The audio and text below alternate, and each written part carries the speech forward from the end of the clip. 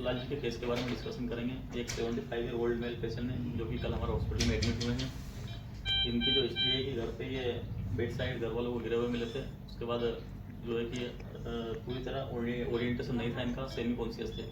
उसके बाद घर वाले इनको कोई प्राथमिक ट्रीटमेंट के लिए, प्राथमिक उपचार जो होता है प्राइमरी ट्रीटमेंट के लिए लोकल क्लिनिक या लोकल डे केयर हॉस्पिटल लेके गए। उसके बाद कल ये हमारे पास लेके आए। तो जब भी कोई पेशेंट जो ओल्ड एज पेशेंट होते हैं वो इस तरह से घर वाले आपको कंप्लेंट देते हैं कि पेशेंट जो है कि हमें सुबह बेड साइड पड़ा हुआ मिला, बाथरूम में गिरे हुए मिले, फ्लोर पर पड़े हुए मिले, तो ऐसे पेशेंट की डीडीज क्या हो सकती है, क्या इनका डिफरेंशियल डायग्नोसिस हो सकता है। डिफरेंशियल डायग्नोसिस का मतलब होता है कि प्राइमरी हमें पेशेंट का डीडी बनाना, प्राइमरी डायग्नोसिस बना, जिसके आधार पर हम पेशेंट का आगे का ट्रीटमेंट कर सकें। बस सीटी एमआरआई के बाद कंफर्म डायग्नोसिस के बाद पेशेंट का मेडिसिन चालू किया जाए। तो दादा की एज के हिसाब से इनके डीडीज अगर हम बात करें डीडीज की, तो दादा हो सकता है रात में पेशेंट उठा हो वॉशरूम के लिए, तो जब पेशेंट वॉशरूम के लिए उठा होगा तो दादा हो सकता है कि चक्कर खा के अंधेरे की वजह से घर में गिर गए होंगे। उसके कारण पेशेंट को सर में चोट आई होगी। सर में चोट आने के कारण पेशेंट को एसडीएच डेवलप हो जाता है ओल्ड एज में, सबड्यूरल हेमाटोमा जिसे हम बोलते हैं। सबड्यूरल हेमाटोमा लार्ज पेशेंट को डेवलप हुआ होगा, इसके कारण पेशेंट की मिड लाइन शिफ्ट हो चुकी होगी। मिड लाइन शिफ्ट होने के कारण पेशेंट का ब्रेन का एडिमा बढ़ा होगा, पेशेंट का प्रेशर बढ़ा होगा, सेरेब्रल एडिमा, जिसके कारण पेशेंट सेमी कॉन्शियस हुआ होगा। एक तो ये डीडीज हो सकती है। दूसरी डीडीज की अगर बात करें तो ये पेशेंट है already known case of hypertensive है, patient already anti hypertensive medicine लेता है। लेकिन ये पेशेंट की हिस्ट्री है, घर वाले बताते हैं कि इनका ब्लड प्रेशर कंट्रोल नहीं रहता है और ये कभी बीपी की दवाई लेते हैं, कभी नहीं लेते। पेशेंट इरेगुलर मेडिसिन पर है, प्रॉपर मेडिसिन नहीं लेता ब्लड प्रेशर की। तो हो सकता है दादा लेटे हुए और रात में इनका बीपी बहुत ज़्यादा बढ़ा हुआ हो। बीपी बढ़ने के कारण पेशेंट का जो कि ब्रेन में कोई आर्टरी रप्चर हो गई हो, जिसके कारण पेशेंट को आईसीएच इंट्रासेरेब्रल हेमरेज हो सकता है, इंट्रासेरेब्रल हेमरेज हो सकता है, बड़ा सा कोई हेमाटोमा डेवलप हो सकता है। जो हेमरेज हुआ होगा उसके कारण पेशेंट को जो मिड लाइन शिफ्ट हुई होगी, इसके कारण पेशेंट का ब्रेन का प्रेशर बढ़ा होगा, पेशेंट सेमी कॉन्शियस हुआ होगा। उसके कारण पेशेंट वॉशरूम के लिए कुछ अपने खाने पाने के लिए, खाने पीने के लिए नाइट में बेड से उठा होगा और पेशेंट अचानक से आपके काम नहीं किया, पेशेंट गिर गया होगा। एक डीडी हो सकती है। तो जो हमारे पास जब पेशेंट आया तो हमने इनका क्लिनिकल असेसमेंट किया, न्यूरोलॉजिकल असेसमेंट किया। न्यूरोलॉजिकल असेसमेंट में हमने देखा पेशेंट की पीपल देखी, पीपल पेशेंट की दोनों बायलेटरल रिएक्टिव है, 2 mm पेशेंट की पीपल डायलेटेड नहीं है। उसके बाद हमने इनका प्लांटर चेक किया। प्लांटर में इनका जो कि राइट साइड का जो प्लांटर है वो एक्सटेंस कर रहा है, वो लेफ्ट साइड का जो प्लांटर है फ्लेक्सर आ रहा है। उसके बाद इनको पेशेंट को जो है कि राइट साइडेड वीकनेस है, कंप्लीट लेफ्ट साइडेड पेशेंट का मूवमेंट है। जब इनका सीटी स्कैन कराया गया तो सीटी स्कैन में लार्ज ब्लीड पाया गया। बेटा सीटी स्कैन की फिल्म दो इनकी, थोड़ी स्कैन करवाया है।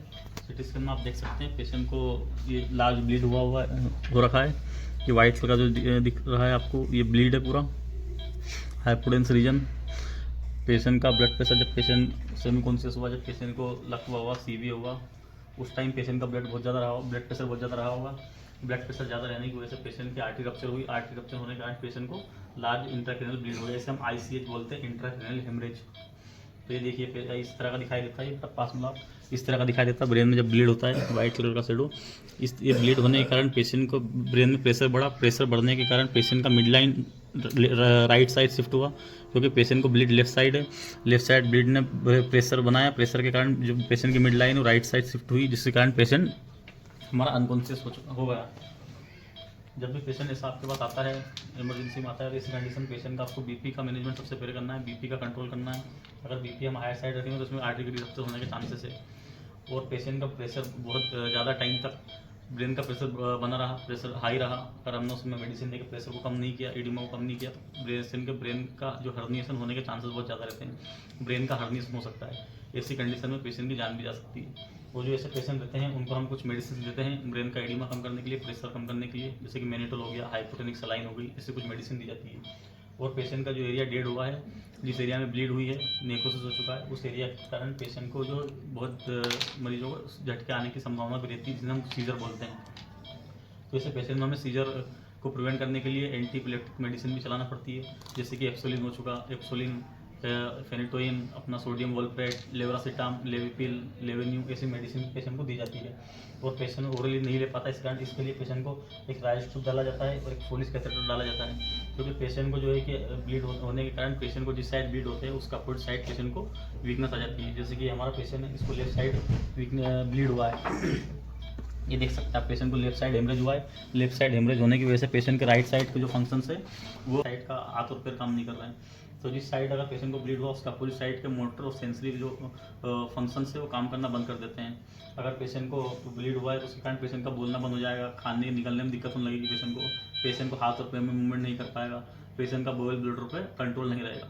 तो इस तरह से इसके सिम्टम को देखने को मिलते हैं। अगर पेशेंट को लेफ्ट साइड ब्लीड है तो राइट साइड उसके सिम्टम देखने को मिलेंगे, अगर राइट साइड ब्लीड है पेशेंट को लेफ्ट साइड देखने को मिलेगा हमें सिम्टम्स, इसमें अपोजिट देखा जाता है। तो इस तरह से आगे का मेडिसिन होता है, लाइन ऑफ ट्रीटमेंट होता है, वो हमारे न्यूरोलॉजिस्ट से कंसल्ट करके आगे का ट्रीटमेंट करते हैं। और ऐसे पेशेंट को आपको एक राइस ट्यूब डालना होती है ताकि पेशेंट तो अनकॉन्शियस है, उसकी फीडिंग के लिए राइस ट्यूब डालना होती है, एक फोलिस कैथेटर डालना होता है, क्योंकि पेशेंट का इसमें बोअल ब्लडर का मूवमेंट हो जाता है, पेशेंट को मालूम नहीं पड़ता।